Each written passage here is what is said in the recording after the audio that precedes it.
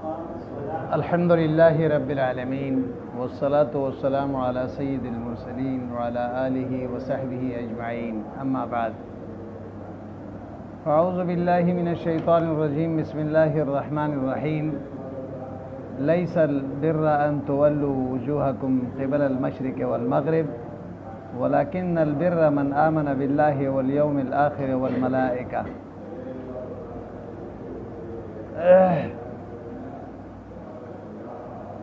اللہ تبارک و تعالی تحویل قبلے کے مسئلے کا اعادہ فرما رہے ہیں دوبارہ،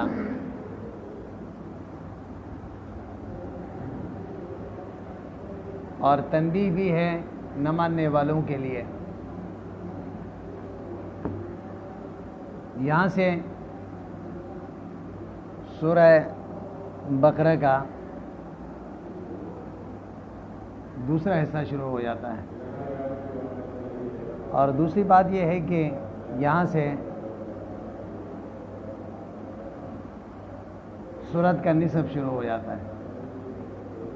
سورہ بقرہ کا درمیانی حصہ ہے۔ اللہ فرماتے ہیں کہ لیس البر ان تولوا وجوہکم قبل المشرق والمغرب، نیکی یہ نہیں ہے کہ صرف تم اپنے چہرے کو مشرق کی طرف یا مغرب کی طرف پھیر لو، ولیکن البر، لیکن اصل نیک آدمی یا نیکی والا آدمی وہ ہے جو من آمن باللہ والیوم الآخر، اللہ اور قیامت کو مانے اور فرشتوں کو مانے۔ حضرت عبداللہ ابن عباس رضی اللہ عنہ فرماتے ہیں اس آیت کا مطلب یہ ہے کہ لیس البر ان تصلوا ولا تعملوا بعد ذلك شیئا، نیکی یہ نہیں ہے کہ بس صرف نماز پڑھ لی اور باقی کوئی نیک کام نہیں کر رہا ہو۔ ایک مسجد میں آ کے آپ نے سمجھ لیا کہ بس میں نے سارے حق ادا کر دی اللہ کے، نہیں، پورے کی پورے شریعت پر عمل کرنا ہے۔ یا ایھا الذین آمنوا ادخلوا فی السلم کافہ۔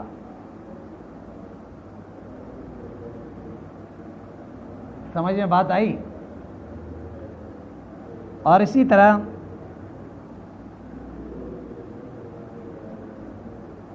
اس آیت میں اس بات کی طرف اشارہ ہے کہ جب تحویل قبلہ کا حکم نازل ہوا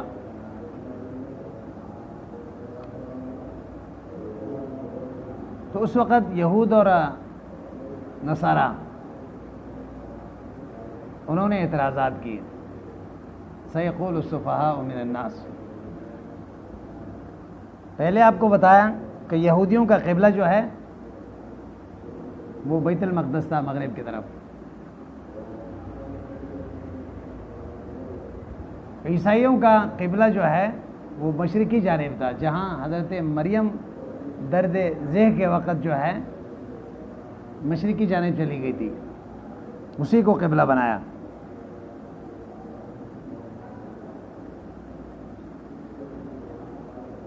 تو جب تحویل قبلے کا حکم آیا تو یہود و نصارہ نے اعتراض کی، اور بعض ضعیف الایمان مسلمانوں کو بھی تھوڑے سے شبہ ہوا۔ تو اللہ تبارک و تعالیٰ نے یہ حکم نازل فرمایا، اور اس میں لیس البر میں یہ بتا رہے ہیں کہ حکمت اس تحویل قبلے کا کیا ہے۔ تحویل قبلے کا حکمت جو ہے وہ امتثال امر ہے، اللہ کے حکم کو ماننا۔ دیکھو، مشرق کی جانب نماز پڑھنا، مغرب کے طرف نماز پڑھنا، شمال کے طرف نماز پڑھنا یہ اہم نہیں ہے، اہم یہ ہے کہ اللہ کے حکم کو بجا لائیں۔ اللہ اگر ہمیں مشرق کی جانب نماز پڑھنے کا فرمائیں تو اسی طرح نماز پڑھیں گے، اگر مغرب کی طرف فرمائیں تو اسی پر عمل کریں گے۔ تو اصل حکم یہ ہے کہ امتثال حکم، اللہ کے حکم کو بجا لائے جائیں۔ تو لہٰذا اس پہ کسی کو اشکال نہیں ہونی چاہیے کہ یہ مشرق قبلہ ہو گیا مغرب نہیں ہوا، شمال ہو گیا تو جنوب نہیں ہوا، یہ کیوں؟ یہ اللہ کے حکم ہے، ہم تو اللہ کے حکم کے تابع ہیں۔ جہاں رب اگر آج کعبے کی طرف حکم ہوا، کل نبی کو اگر اللہ تبارک و تعالیٰ کسی اور طرف فرما دیں تو پھر اسی کو بجا لانا پڑیں گے۔ اس لیے اس میں شبہ کی کوئی بات نہیں۔ نزل ردًا علی الیہود، یہ یہود اور نصارہ کے رد میں یہ آیت نازل ہوئی۔ حیث زعموا ذالک، ان کا خیال یہ تھا کہ بس بات سمجھ نا، بس نیکی یہ ہے، یہودی عیسائی کہہ رہے تھے کہ مشرقی جانب نماز پڑھو، بس یہی نیکی ہے۔ عیسائی کہتے تھے نہیں بیت المقدس کی طرف نماز پڑھو، یہودی بس یہی نیکی ہے۔ تو اللہ نے فرمایا نہیں، نیکی اس میں منحصر نہیں ہے۔ وَلَكِنَّ الْبِرَّ، لیکن نیکی آگے من آمنا آ رہا ہے، تو اس وجہ سے بر سے مراد یا تو ذوی البر مراد ہے، ذی البر ہے، نیکی والا آدمی وہ ہے من آمن باللہ، یا بر سے مراد بار ہے، بر معنی ہے بار کے، یعنی نیک آدمی وہ ہے من آمن باللہ والیوم الآخر والملائکہ، ایمانیات کو مانتا ہے، والکتاب، کتاب کو، کتاب والکتاب الف لام جنس کے ہیں تعمیم کے لیے، اس لیے الکتب کا معنی کر دی، تمام آسمانی کتابوں کو مانتا ہے، والنبیین، اور تمام انبیاءوں پر ایمان لاتا ہے، نیکی تو یہ ہے، وآت المال علی حبہ، مال کو دیتا ہے علی حبہ، باوجود اس کے کہ مال کے ساتھ محبت ہے، مال کے ساتھ محبت ہے پھر بھی دے رہا ہے، دل نہیں چاہتا خرچ کرنے کا لیکن پھر بھی لگا رہا ہے، سمجھ نہیں آئی بات؟ یا حبہ میں ضمیر اللہ کی طرف راجع ہے، وآت المال علی حبہ، مال دیتا ہے اللہ کے محبت کے بنیاد پر، اللہ کے راستے میں کیوں خرچ کر رہا ہے؟ اس لیے کہ اللہ سے، اللہ کے دین کے ساتھ محبت ہے، ورنہ ایسا نہ ہو تو اپنے مال کون خرچ کریں اللہ کے راستے میں، سمجھ میں بات آئی؟ وآت المال علی حبہ، یعنی یہ بتا دیا ہے کہ دیکھو صرف نماز میں نیکی منحصر نہیں ہے، بلکہ مال بھی خرچ کرنا پڑے گا، جہاد بھی آپ کو کرنے پڑیں گے، اور دوسرے احکام بھی آپ کو بجا لانا پڑیں گے، اس لیے آگے احکامات ذکر کر رہے ہیں۔ سمجھ آئی بات؟ حدیث میں آتا ہے نبی اکرم صلی اللہ علیہ وسلم فرماتے ہیں افضل الصدقۃ ان تصدق وانت صحیح شحیح تعمل الغنا، بات سمجھ میں آئی نا؟ تعمل الغنا وتخشى الفقر، نبی اکرم صلی اللہ علیہ وسلم فرماتے ہیں کہ سب سے بہترین صدقہ کون سا ہے؟ اس وقت آپ خرچ کر رہے ہیں بالکل ٹھیک ٹھاک ہے، جوانی کا زمانہ ہے، لمبی امیدیں ہیں، بات سمجھ میں آئی نا؟ اور دل چاہتا ہے کہ خرچ نہیں کرو، دل کہتا ہے جمع کر لو مال، کیونکہ آگے زندگی ہے، بات سمجھ میں آئی نا؟ بالکل ٹھیک ٹھاک ہے، بیماری نہیں ہے، کچھ نہیں ہے، جوانی ہے، دل چاہتا ہے کہ نہیں جمع کرو، تعمل الغنا، آپ کا امید یہ ہے کہ میں مال جمع کر کے غنی بن جاؤں گا، سرمایہ اکٹھا کروں گا تو خرچ کروں گا تو کم ہو جائیں گے نا، یہی دل چاہتا ہے۔ وَتَخْشَى الْفَقْرَ، آپ کو ڈر بھی ہے کہ اگر میں اسی طرح مال کو لگا دوں گا تو محتاج بن جاؤں گا، تو اس کیفیت میں بھی آدمی اللہ کے راستے میں خرچ کر رہا ہے، سمجھ نہیں آئی بات؟ ذوی القربیٰ کس کو دیتا ہے؟ سب سے پہلے رشتہ داروں کو، اس لیے یہ عام طور پر لوگ سمجھتے ہیں کہ نہیں کسی دوسرے کو دیں گے لیکن اپنے رشتہ دار کو نہیں دیں گے۔ رشتہ دار اگر ضرورت مند ہے اس کا حق پہلے بنتا ہے، اس کو چھوڑ کے کسی اور کو نہ دیں، پہلے اس کو دیں۔ ہاں زکوٰۃ ہے، اس میں بھی یہی اصول ہے، بات سمجھ میں آئی نا؟ زکوٰۃ کو صرف اصول اور فروع میں، یہاں زکوٰۃ کے علاوہ باقی مال کے متعلق ذکر ہو رہا ہے، سمجھ میں بات آئی؟ زکوٰۃ میں صرف اصول و فروع کو نہیں دے سکتے ہیں،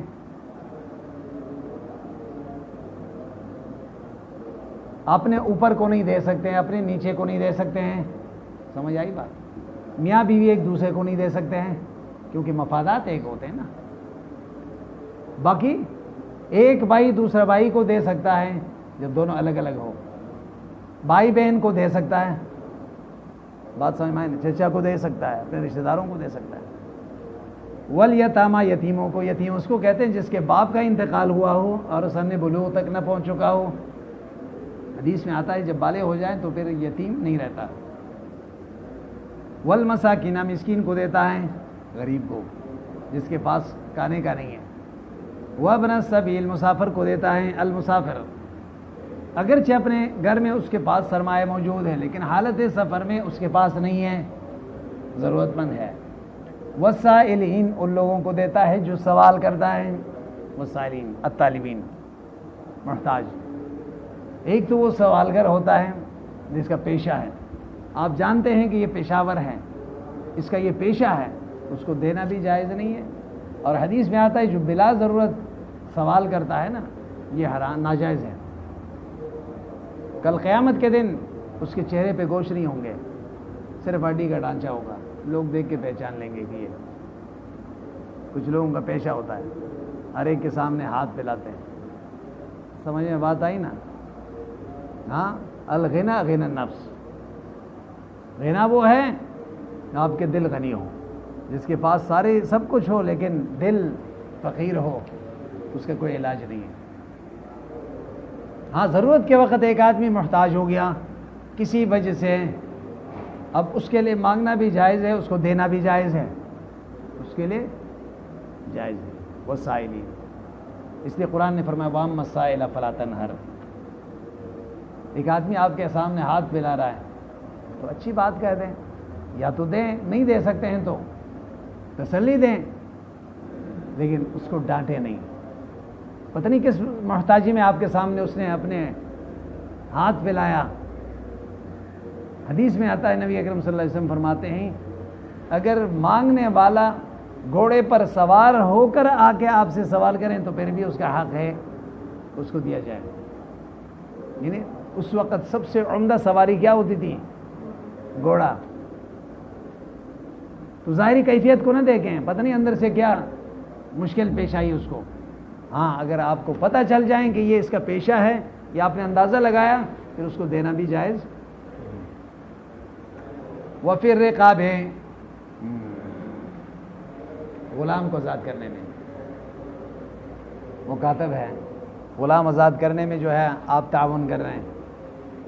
اے المکاتبین والاسرا, اسی طرح وہ مکاتبین یا وہ قیدی. واقام الصلاۃ وآتى الزکاۃ, پھر کیا کرتا ہے؟ نماز قائم کرتا ہے, وآتى الزکاۃ, زکوٰۃ دیتا ہے المفروضہ. وما قبلہ فی التطوع, اب بات سمجھ میں آئی نا؟ وآتى المال علی حبہ, ما قبل ذکر ہوا نا, وہ کس کے لیے تھا؟ صدقات نافلہ کے متعلق, اور یہاں زکوٰۃ سے مراد فرض ہے. والموفون بعہدہم اذا عاہدوا, وہ لوگ جو پورا کرتے ہیں اپنے وعدے کو, اذا عاہدوا, جب وعدہ کرتے ہیں اللہ کے ساتھ یا بندوں کے ساتھ. بندہ جب کلمہ پڑھتا ہے نا لا الہ الا اللہ محمد رسول اللہ, یہ ایک عہد اللہ کے ساتھ کرتا ہے کہ میں دین پر چلوں گا, اس کا پاسداری کرتا ہے. وہ وعدہ جو عالم ذر میں انسان نے سے اللہ نے لیے ہیں, الست بربکم قالوا بلا, سب نے کہا تھا کہ اللہ آپ ہمارے رب ہیں, آپ کے حکم پر چلیں گے. اب اس وعدے کی یاد دہانی کے لیے انبیاء علیہ السلام کو اللہ نے مبعوث فرمایا. یا اسی طرح وعدہ لو اذا عاہد الناس, لوگوں سے وعدہ جب کیے تو اس وعدے کا ایفا کرتا ہے. حدیث میں ہے نا, نبی اکرم صلی اللہ علیہ وسلم نے فرمایا آیت المنافق ثلاثہ, منافق کی نشانیاں 3 ہیں, ان میں سے ایک یہ ہے جب وعدہ کرتا ہے وَإِذَا وَعَدَ أَخْلَفَ, وعدے کا ایفا نہیں کرتا. ایک دن نبی اکرم صلی اللہ علیہ وسلم نے کسی آدمی سے وعدہ کیا کہ فلان جگہ پر آؤں گا, تو 3 دن تک نبی اکرم صلی اللہ علیہ وسلم وہاں جا کے اس کے انتظار کرتے ہیں, 3 دن تک. سمجھ آئی بات؟ وَالصَّابِرِينَ فِي الْبَأْسَاءِ, نیکی کیا ہے؟ یہ ہے کہ صبر کرنے والے. یہ وَالصَّابِرِينَ, یہ نصب علی المد ہے, ہاں اس سے پہلے فعل محذوف نکالیں گے. امدح الصابرین, فی الباسا، میں تعریف ان لوگوں کے کر رہا ہوں جو صبر کرتے ہیں. کب کرتے ہیں صبر؟ فی الباسا، تکلیفوں میں، باسا باس یعنی فقر اور غربت میں، ضرورت پورے نہیں ہو رہے ہیں لیکن پھر بھی شکر کر رہا ہے. سمجھ نہیں آئی بات؟ ہر حالت میں اللہ سے شکر. وذرا، تکلیف میں، ذرا بیماریاں آئی لیکن اس کے باوجود شکوہ و شکایت نہیں، شکوہ و شکایت نہیں ہے، اللہ کی تقدیر پر راضی ہے.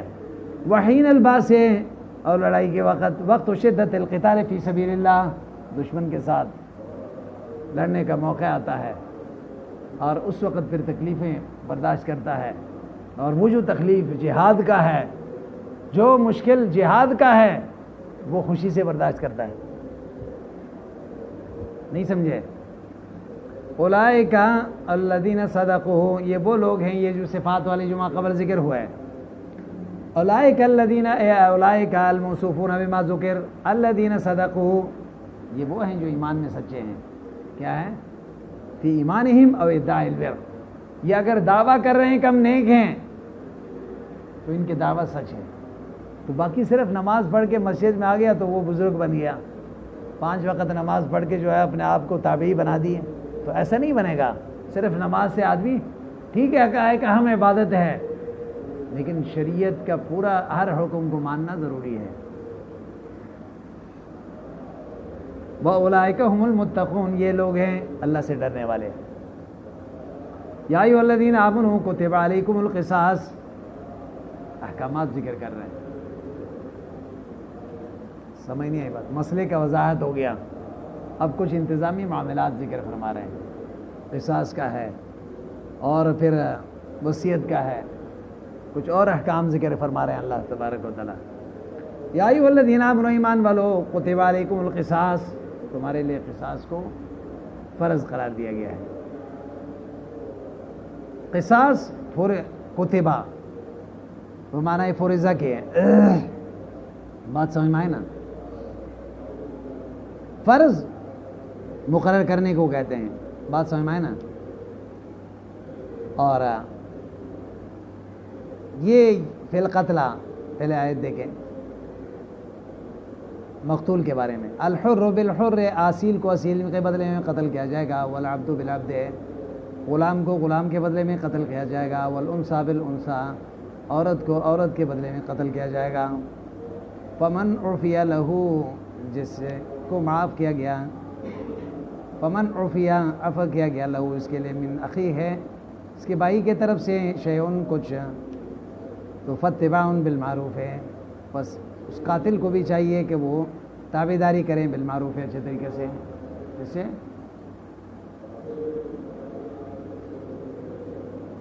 مفسرین فرماتے ہیں آیت اس وقت نازل ہوئی نبی اکرم صلی اللہ علیہ وسلم جب مدینہ طیبہ تشریف لائے تو 2 عرب کے قبائل تھے اور 3 یہودیوں کے قبائل مدینہ میں آباد تھے. اوس اور خزرج، یہ عرب کے قبائل تھے.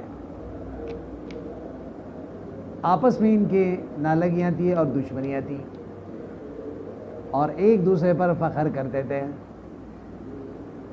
اور اسی طرح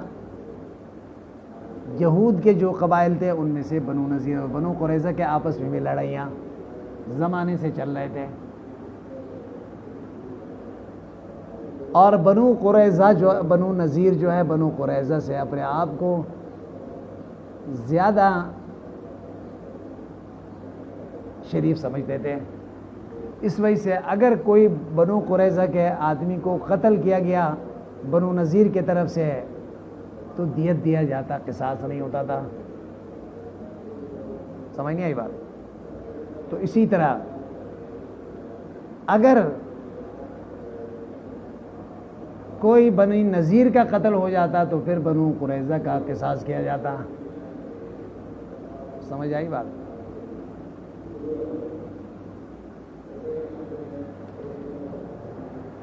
تو نبی اکرم صلی اللہ علیہ وسلم جب مدینہ تشریف لائے، حضور اکرم صلی اللہ علیہ وسلم نے یہ حکم فرمائے کہ قصاص کے معاملے میں سب برابر ہیں. آیت نازل ہوئی، اللہ نے فرمایا القتلہ الحر بالحر، سمجھ نہیں آئی بات؟ اصیل کو اصیل کے بدلے میں قتل کیا جائے گا، غلام کو غلام کے بدلے میں۔ اس کا یہ مطلب نہیں ہے کہ غلام کے بدلے میں اصیل کو قتل نہیں کیا جائے گا، بلکہ مماثلت بتا رہے ہیں، یہ ایک خاص حکم کے متعلق ذکر فرما رہے ہیں۔ تو مثال کے طور پر کچھ قبائل میں ایسا تھا کہ اگر ایک قبیلے کے عورت کو کسی نے قتل کی، بات سمجھ میں آئے نا، تو پھر وہاں پہ برابری نہیں ہوتی تھی، تو اس لیے فرمایا الحر بالحر والعبد بالعبد والانثى بالانثى، سمجھ نہیں آئی بات؟ برابری ہوگی۔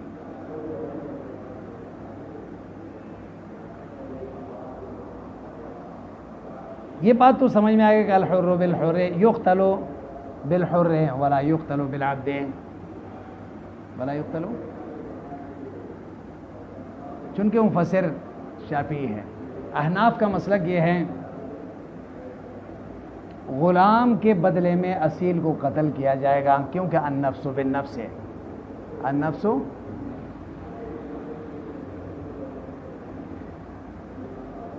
سمجھ میں بات آئی؟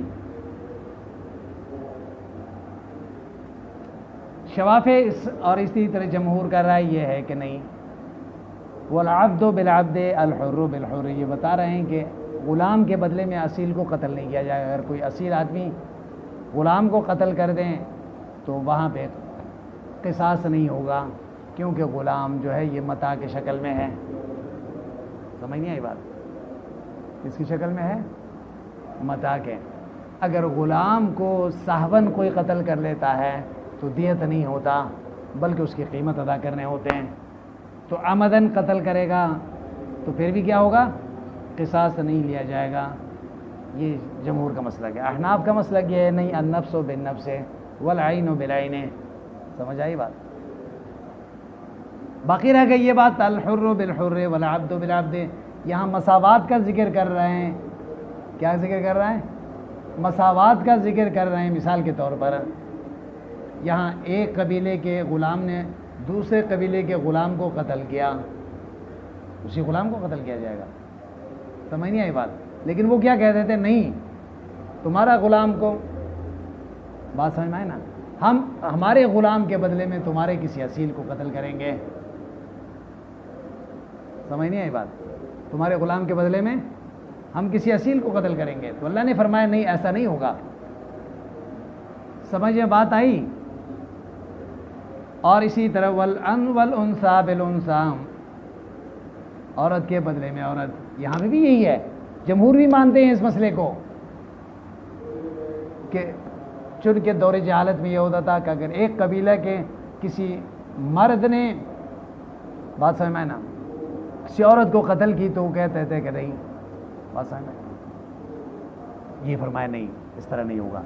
تو یہاں پہ فرمایا والانثى بالانثى، عورت کو عورت کے بدلے میں، یعنی کیا مطلب؟ برابری ہوگی۔ برابری اس اعتبار سے ہوگے کہ جو قاتل ہوگا تو اگر قاتل عورت ہے تو عورت کو قتل کیا جائے گا، مرد ہے تو مرد کو قتل کیا جائے گا۔ تو یہاں پہ جمہور بھی کہتے ہیں کہ اگر کوئی مرد عورت کو قتل کر دے قصدن تو پھر کیا ہوگا؟ قصاص ہوگا، قصاص ہوگا۔ سمجھ نہیں آئی بات؟ اللہ نے فرمایا یا ایھا الذین آمنوا کتب علیکم القصاص، لازم قرار دیا گیا تمہارے اوپر قصاص، تمہارے اوپر قصاص کیا کر دیا گیا؟ قصاص یہ قص سے ماخوذ ہے، اور قص کہتے ہیں برابری کو، اثارات قدم کو بھی کہتے ہیں۔ گویا قاتل جو ہے سے بدلہ لیا جائے گا اسی کے مطابق۔ بات سمجھ میں آئی نا؟ تو اس وجہ سے فرمایا اب یہ ہے کہ ایک آدمی کسی کو قتل کر لیتا ہے کالے جارحہ کے ساتھ، خون بہا کے، تو پھر اس صورت میں اس کا قتل کیا جائے گا۔ 3 صورت اولیاء مقتول کو اجازت ہے۔ پہلے یہ قصاص لیں، دوسرا یہ ہے کہ دیت لیں، تیسرا یہ ہے کہ عفا کر لیں، تیسرا کیا کر لیں؟ عفا کر لیں۔ یہ تین اختیارات ان کے پاس ہیں۔ تو اللہ تبارک و تعالیٰ فرماتے ہیں وبینت، اچھا مفسر نے فرما رہے ہیں وبینت سنہ ان الذکر یقتل بہا، مرد کو عورت کے مقابلے میں قتل کیا جائے گا، یہ حدیث سے ثابت ہے۔ وَأَنَّهُ تَعْتَبِرُ الْمُمَاثِلَةَ فِي الدِّينِ فَلَا يُقْتَلُ مُسْلِمٌ وَلَوْ عَبْدًا بِكَافِرٍ۔ ایک بات یہ سمجھ لیں کہہ رہا ہے قصاص میں دین شرط ہے، لہٰذا اگر کوئی مسلمان کسی کافر کو قتل کرتا ہے تو قصاص نہیں ہوگا، یہ جمہور کا مسلک ہے۔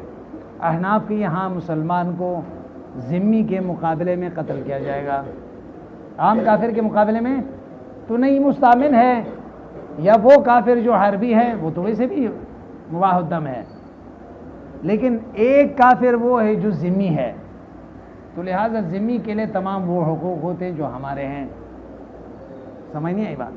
اس لیے ذمی کافر کے مقابلے میں مسلمان اگر قتل کر لیں تو اس کو قصاص کیا جائے گا، لیکن شوافی اور جمہور کا مسلک یہ ہے کہ نہیں، وَلَا يُقْتَلُ مُسْلِمٌ وَلَوْ عَبْدًا بِكَافِرٍ وَلَوْ حُرًّا، چاہے قاتل غلام ہو وہ مسلمان ہے لیکن مقتول جو ہے وہ آزاد ہے لیکن کافر ہے، لیکن پھر بھی بدلہ نہیں لیا جائے گا، بدلہ۔ فَمَنْ عُفِيَ لَهُ، جس کے لیے عفا کیا گیا، من القاتلین، من دم اخی ہے، قاتلین میں سے، من دم اخی ہے، اور مقتول کے خون میں سے، شیء کو چیز، بِأَنْ تَرَكَ الْقِصَاصَ مِنْهُ، اس سے چھوڑ دیا گیا، قصاص نہیں لی۔ وَتَنْكِيرُ شَيْءٍ يَفِيدُ سُقُوطَ الْقِصَاصِ بِالْعَفْوِ عَنْ بَعْضِهِ وَعَنْ بَعْضِ الْوَرَثَةِ، اس میں یہ بتا دیا اگر ایک آدمی کے 3 وارث ہیں، ان 3 وارثوں میں سے اگر ایک وارث نے بھی عفا کر دیے تو قصاص ختم ہو جائے گا۔ اب باقی ورثہ کہہ رہے ہیں کہ ایک آدمی کے 3 بیٹے ہیں اور ایک بیٹا نے کہا میں قصاص نہیں لوں گا اور 2 نے کہا ہم قصاص لیں گے، تو قصاص ساقط ہو جائے گا، خود بخود کس کی طرف جائے گا؟ دیت کی طرف بات جائے گی۔ سمجھ میں بات آئی یا نہیں آئی؟ ہاں بھائی۔ وفی ذکر اخی تعطف داعٍ للعفو من دم اخی ہے، اخی ہے کہا کیوں؟ اس لیے یہ بتانا چاہتے ہیں کہ یہ ایک آدمی کسی کو، ایک مسلمان دوسرے مسلمان کو قتل کر رہا ہے، قتل کرنے کے باوجود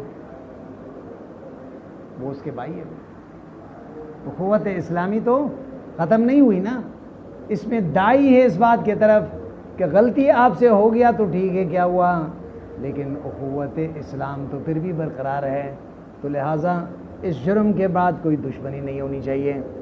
تعطف داعٍ للعفو، یہاں پہ تعطف مہربانی و شفقت ہے، دعوت دے رہے ہیں عفو کی طرف، وَإِذَانٌ یہ بتا رہے ہیں کہ بِأَنَّ الْقَتْلَ لَا يَقْطَعُ أُخُوَّةَ الْإِيمَانِ، کسی کو قتل کرنا یہ ایمانی اخوت کو ختم نہیں کر رہا۔ فمن عفی لہ، یہ کہتا ہے کہ من مبتدا شرطیہ ہے یا موصولہ ہے، خبر ہے فاتباعون، کیا ہے؟ تو فعل العافی اتباع القاتل، عفا کرنے والوں کے اوپر اتباع القاتل، کیا کریں؟ وہ قاتل کا اتباع کریں، کیا کریں؟ پھر قاتل سے کیا لیں؟ دیت لیں نا، ہاں، بالمعروف بأن یطالبوا بالدیت، اس سے مطالبہ دیت کا کریں، فلا بلا عنف، اور بغیر کسی سختی کے، یہ نہیں ہے کہ آپ اس کے ساتھ کیا کریں؟ زیادہ سختی کریں۔ وترتیب الاتباع علی العفو یفید ان الواجب احدهما، یہاں ترتیب اتباع کا ذکر کیا ہے عفو کے ساتھ، ہم یفیدو یہ بتا رہا ہے کہ ان الواجب احدهما، ان دونوں میں سے کوئی ایک ہے۔ بات سمجھ میں آئی نا؟ یا تو قصاص لیں یا جو ہے یہ کہ عفا کر لیں، یہ دیت لیں۔ وہو احد قول الشافعی، امام شافعی کے 2 قول میں سے ایک یہ ہے۔ بات سمجھ میں آئی نا؟ اور دوسری بات فرما رہے ہیں کہ وثانی الواجب القصاص، دوسرا یہ ہے کہ اصل واجب چیز حکم جو ہے وہ قصاص ہے، دیت بدل ہے اس کی۔ امام شافعی رحمہ اللہ یہاں یہ فرما رہے ہیں، دیکھو اولیاء مقتول کے لیے ابتدا میں ضروری کیا ہے؟ قصاص. کیا ہے؟ اگر قصاص نہیں لیں گے تو اس کے بدلے میں پھر دیت ہوگی. ایک قول تو یہ ہے. دوسرا قول یہ ہے کہ نہیں، یہ دونوں حکم ایک ساتھ ہیں، چاہے تو یہ چاہے تو یہ، ایک دوسرے کے بدل نہیں ہے، یہ تخیر کے لیے ہوگا. فلو عفا، اگر ایک آدمی عفا کرتا ہے، ولم یسماہا، عفا کر دی اس نے، نہ قصاص کا ذکر کر رہا ہے نہ دیت کا ذکر کر رہا ہے، فلا شیئا، پھر کچھ بھی نہیں ہوگا. پھر کیا ہوگا؟ ورجحا، اور اس کو ترجیح دیا گیا ہے. بات سمجھ میں آئے نا؟ ورجحا یہ نہیں، یہ امام شافعی کا اس دوسرے قول کو ترجیح دیا گیا کہ یہ دونوں مستقل کیا ہے؟ حکم ہے. ایک آدمی مطلق عفا کر رہا ہے تو اس کا مطلب کیا ہے؟ نہ دیت ہے اور نہ قصاص ہے. وعلی القاتل اداء الیہ، اور قاتل کے ذمہ میں ہے دیت کا ادائیگی، الا فی عفا کرنے والے کو، وہو الوارث، عفا کرنے والا کون تھا؟ وارث مقتول کے. بے احسان، اچھے طریقے سے، بلا مطل، ٹال مٹول نہ کریں، کل دوں گا پرسوں دوں گا، نہیں. جب اس نے قصاص معاف کر دیا تو پھر دیت میں گڑبڑ نہ کریں. ولا بخس، نہ کمی نہ کریں. اب دیت کیا ہوتا ہے؟ دیت میں جو ہے 100 اونٹ دینے ہوتے ہیں. کتنے دینے ہوتے ہیں؟ یا 200 گائیں دینے ہوتے ہیں، یا 1000 بکریاں دینے ہوتے ہیں، یا 1000 اشرفیاں ہوتے ہیں دینار، یا 10,000 درہم ہوتا ہے. کیا ہوتا ہے؟ سمجھ میں بات آئی؟ ذالک الحکم المذکور من جواز القصاص والعفو عنہ علی الدیہ، یہ جو حکم ہے جو ذکر ہوا قصاص کا جائز ہونا اور عفو بھی کرنا، والعفو عنہ علی الدیہ تخفیف من ربکم، اللہ کی طرف سے آسانی ہے، اللہ نے فرمایا یہ کرو یہ کرو یہ کرو.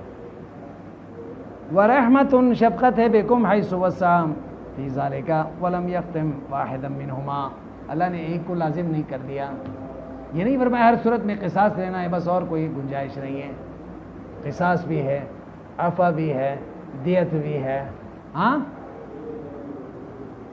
کما ختم الیہود القصاص، دیکھو جس طرح ختمہ، جس طرح یہود پر صرف قصاص لازم قرار دیا تھا، ان کے یہاں دیت کا مسئلہ نہیں تھا.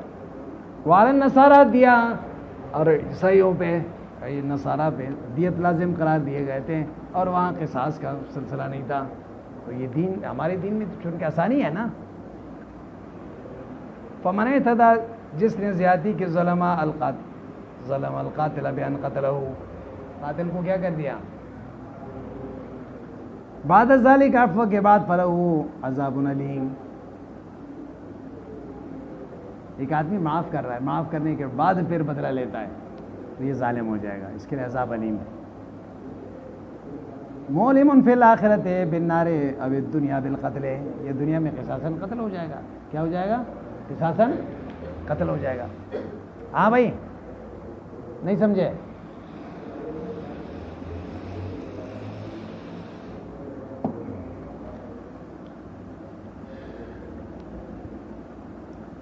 اچھا، وَلَكُمْ فِي الْقِصَاصِ حَيَاتٌ یا اولی الالباب، تمہارے لیے قصاص میں حیات ہے. دیکھو اللہ فرما رہے ہیں قصاص میں کیا ہے؟ حیات ہے. حیات کیوں فرمایا ہوں؟ اس لیے کہ سبب حیات ہے، حیات. بات سمجھ میں آئے نا؟ کیونکہ قصاص میں تو حیات نہیں، موت ہے. بات تو آدمی کو قتل کیا جاتا ہے تو اللہ پھر بھی فرماتے ہیں حیات. بات سمجھ میں آئی نا؟ تو اس لیے بہت سے وہ لوگ جو قتل کا ارادہ کرنے والے تھے، معاشرے میں فساد پھیلانے والے تھے، وہ اس قصاص سے عبرت لے کر اپنے جرم سے بچ جائیں گے. بہت سے لوگوں کی جان بچ جائے گی. ایک آدمی کو اگر آپ سزا دو گے تو دوسرے مجرم اپنے جرم سے توبہ کر لیں گے. اگر مجرم کو سزا نہیں دو گے تو اس وجہ سے شرعی حکم میں کیا ہے؟ یہی فائدہ ہے، امن قائم ہوتا ہے. جہاں اسلامی شریعت نافذ ہوتے ہیں، حدودات نافذ ہوتے ہیں، وہاں امن ہوتا ہے. بات سمجھنا ہے نا، چاہے جیسے بھی ہو. تو فرما رہے ہیں کہ یا اولی الالباب عقل والوں بقاء عظیم ذوی العقول عقل والوں لأن القاتل ظالم، کیونکہ قاتل کو جب پتہ چلے گا انہ یقتل، اس کو قتل کیا جائے گا، اگر قتل کرے گا ارتعد، قتل سے اپنے آپ کو روکے گا، تو فاحیا نفسہ ومن، اپنے آپ کو بھی بچائے گا دوسروں کو بھی، ومن اراد قتلہ تو فشرع لکم، ومن اراد قتلہ، اس کو بھی بچائے گا جس کو قتل کرنا چاہتا تھا، لعلکم تتقون، تاکہ تم بچ جاؤ گے قتل سے، مخافت القوت، تو قصاص کے ڈر سے، کس سے؟ کتب علیکم اذا حضر احدکم الموت، اللہ نے فرض قرار دیا تمہارے اوپر جب تم میں سے کوئی ایک موت کا حاضر ہو جائے، تمہارے اوپر موت، ان اسباب موت، ان طرح کا خیرن، اگر وہ مال چھوڑتا ہے، الوصیت، تو وصیت کریں. بات سمجھ میں نا، الوصیت یہ مرفوع ہے کتبہ کے ساتھ، اور متعلق ہے اذا کے ساتھ، ان کانت ظرفیہ، اگر یہ ظرفیہ ہو، ودال علی جوابہا، اور ساتھ ساتھ ضرب کے جواب پر بھی دلالت کر رہا ہے. ان کانت شرطیہ، اگر یہ شرط کے لیے ہو تو پھر اس صورت میں اذا شرطیہ ہو تو جواب شرط پر بھی دلالت کر رہا ہے. اور ان کا جواب محذوف ہوگا فلیوسے، کتب علیکم اذا حضر احدکم الموت، فرض قرار دیا گیا تمہارے اوپر، تم میں سے اگر کسی کا اسباب موت حاضر ہو جائیں، اگر ان کے پاس مال ہے تو وصیت کریں، فلیوسے، کیا کریں؟ للوالدین والاقربین، والدین کے لیے، رشتہ داروں کے لیے، بالمعروف، اچھے طریقے سے، بالعدل، بین لا یزید علی الثلث سے، ایک ثلث سے زیادہ وصیت نہ کریں، ولا یفضل الغنا، اور اسی طرح غنی آدمی کو ولا کو فضیلت نہ دیں، یعنی ایک آدمی رشتہ داروں میں سے محتاج ہے اس کو زیادہ دیں، جو غریب ہے اس کو زیادہ دیں، غریب کو زیادہ دیں، اور اسی طرح جو غنی ہے اس کو کم دیں، اس کو فضیلت نہ دیں. حقاً، یہ حق ہے، مصدر ہے مؤکد لمضمون الجملۃ قبل المتقین، متقیوں پر. وہذا منسوخ بآیت المیراث، یہ آیت میراث سے منسوخ ہے. وبحدیث لا وصیت لوارث، اس وجہ سے بھی کہ وصیت وارث کے لیے نہیں ہو سکتا. دیکھیں، وصیت ایک شرعی حکم ہے، اس مضبوط حکم کو کہتے ہیں وصیت، یوصیکم اللہ فی اولادکم. پھر وصیت کا اطلاق جو ہے عام طور پر اس حکم کو کہتے ہیں جس کے تعمیل مرنے کے بعد ہوتا ہے. مرنے والا ایک حکم دیتا ہے لیکن اس کا اوپر عمل اس کے مرنے کے بعد ہوتا ہے. سمجھ آئی بات؟ دوسری بات یہ سمجھ لیں کہ وصیت وارث کے لیے نہیں ہوتا، جو آدمی جس کے لیے شریعت نے آپ کے جتنے ورثہ ہیں ان کے لیے آپ وصیت نہیں کر سکتے. تیسری بات یہ سمجھ لیں کہ وصیت غیر کے لیے ہوگا کہ مدرسے میں دیں، غریبوں کو دیں، میرے مال میں سے اتنا، لیکن ایک ثلث میں. لیکن زندگی میں آدمی صحت میں اپنے سارے سرمایہ اللہ کے راستے میں خرچ کریں یا کسی ایک آدمی کو دے دیں، کوئی پوچھنے والا نہیں، شریعت نے اس کو اجازت دی ہے، اس کے مال ہے، اس کے تصرف کا حق ہے. ہاں، لیکن مرتے وقت اگر اسباب موت قریب ہو جائیں، اس کو یقین ہو گیا کہ میں مر رہا ہوں، تو اس وقت پھر ورثوں کا اس کے مال کے ساتھ حق وابستہ ہو گیا. اب اگر یہ کہے گا کہ میرے سارے مال مدرسے میں دیا جائے تو یہ معتبر نہیں ہوگا، ایک ثلث میں ہوگا. کتنا؟ ایک تہائی میں. تو ابتدا میں جب وراثت کا حکم نازل نہیں ہوا تھا تو وصیت کو فرض قرار دیا گیا تھا. مرنے والا یہ کہتا کہ بھئی میرے فلاں بیٹے کو اتنا دیں، میرے فلاں بیٹے کو اتنا دیں، باپ کو بیٹے اور اسی طرح بیٹیوں کو اتنا دیں. تو ان کی مالی حیثیت کو دیکھتے ہوئے جو ہے وہ تقسیم کرتا تھا خود. یہ فرض تھا اس کے ذمے میں. سمجھ آئی بات؟ اس آیت کی بنیاد پر جب اللہ تبارک و تعالیٰ نے وصیت کا وہ میراث کا حکم نازل فرمایا اور ایک حصہ متعین کر دیا تو اب یہ آیت کیا ہو گئی؟ منسوخ. سمجھ میں بات آئی؟ ہاں بھائی. فمن بدلو، جس نے بدل دیے وصیت کو، عیسیٰ من شاہد نو وسین، گواہ نے یا وہ وسی نے بعد ما سمعہ وصیت کو سننے کے بعد فإنما اسمہ علی الذین یبدلونہ گناہ کس کی ہیں؟ ان کے اوپر ہے جو وصیت کو بدلتے ہیں. فی اقامت الظاہر مقام المضمر علی الذین علیہم ہونی چاہیے. ان اللہ سمیع اللہ تبارک و تعالی موسی کے سننے والا ہے، علیم جاننے والا ہے، وسیع کے فعل کا فمجاز علیہ اسی کے مطابق اللہ بدلہ دیں گے. فمن خاف من موسن جو آدمی ڈرتا ہے من موسن وصیت کرنے والوں سے جنفن میلن عن الخطائے خطان وہ غلطی سے جو ہے وہ گناہ کی طرف مائل ہو جائے گا. ایک آدمی مرتے وقت جو ہے الٹا سیدھا وصیت کرنا شروع کر دی، لوگوں نے سمجھ لیا کہ بھئی یہ غلطی پہ جا رہا ہے. کیا کر رہا ہے؟ جنفن میلن عن الخطائے عن الحق خطان غلطی سے جو ہے غلط وصیت کر رہا ہے. یعنی وارث کے لیے وصیت نہیں ہے، وہ وارث کے لیے وصیت کر رہا ہے کہ بیٹے کے لیے فلاں کے لیے اتنا دیں.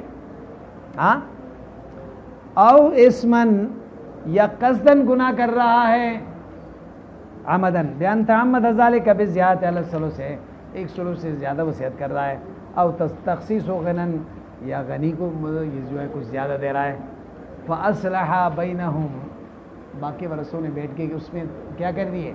اصلاح کر دی. بین الموسی والموسیٰ لہو بالامر بالعدل انصاف کے ساتھ فلا اسم علیہ گناہ نہیں ہے. گناہ کا وصیت کی تھی اس نے اصلاح کر کے شریعت کے مطابق بنا دیا.